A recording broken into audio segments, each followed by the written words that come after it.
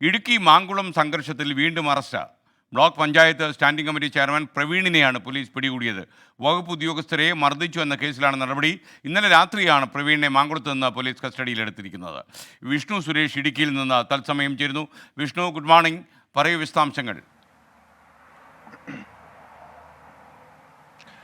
കഴിഞ്ഞ 4-ാം തീയതിയാണ് മാങ്കുളത്തെ watch tower പൊളിക്കുന്നതുമായി ബന്ധപ്പെട്ട് വനം വകുപ്പും പ്രദേശവാസികളും തമ്മിൽ പ്രതിഷേധമുണ്ടാകുന്നത്. ഈ പ്രതിഷേധവുമായി ബന്ധപ്പെട്ട് DFO ഉൾപ്പെടെയുള്ള ആളുകൾക്കെതിരെ പോലീസ് കേസെടുത്തിരുന്നു. ഒപ്പം ഈ DFOയെയും അതോടൊപ്പം വനവകുപ്പ് ഉദ്യോഗസ്ഥരെയും മർദ്ദിച്ചു എന്ന് ചൂണ്ടിക്കാട്ടി നാട്ടുകാർക്കെതിരെയും പ്രതിഷേധം നടത്തി നാട്ടുകാർക്കെതിരെയും കേസെടുത്തിരുന്നു. ഈ കേസിൽ നേരത്തെ ഒരാളെ അറസ്റ്റ് ചെയ്തു. ഇതാദ്യമായാണ് ഈ കേസിൽ ജനപ്രതിനിധിയെ അറസ്റ്റ് ചെയ്യുന്നത്. ദേവികുളത്തിന്റെ ബ്ലോക്ക് പഞ്ചായത്ത് സ്റ്റാൻഡിംഗ് കമ്മിറ്റി ചെയർമാനാണ് പിടിയിലായ പ്രവീൺ. ഇന്നലെ രാത്രി മാങ്കുളത്തെത്തിയ പോലീസ് ബലം പ്രയോഗിച്ചാണ് അറസ്റ്റ് ചെയ്തത്.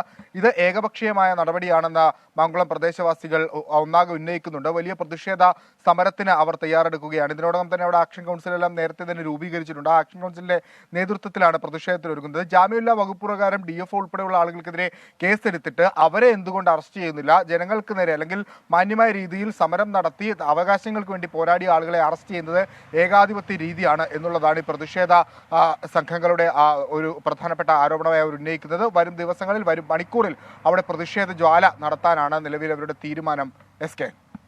Okay, thank you. നമുക്കൊപ്പം ചേർന്നത്